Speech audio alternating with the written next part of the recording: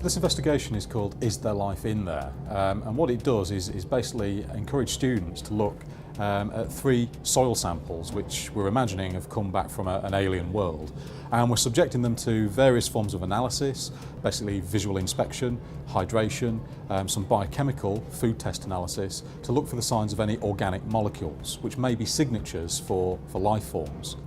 What we ask the students to do here is basically get those 3 samples, inspect them first to look for any differences in the consistency of the grain size or the grain colour or the grain texture.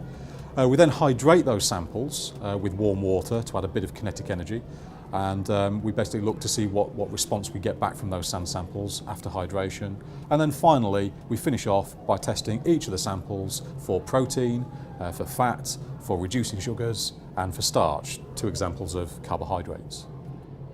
The relevance of this experiment is largely due to the fact that it mirrors the early experiments that were carried out on Mars by the Viking missions in the 1970s.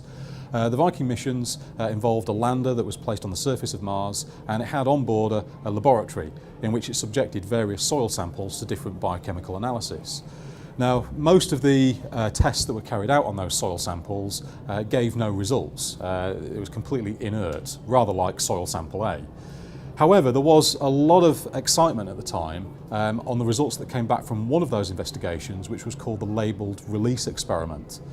However, on further analysis and repeated observation, we found that we couldn't get that result again. What this tends to imply is that we've got a chemical reaction going on there. So the reactants are used up, the gas is evolved, but once the reactants are gone, there is no further reaction. This is rather like soil sample B in our experiment. The jury is out regarding Mars as to whether or not life exists there or not, and the results that came back from the Viking missions are rather inconclusive.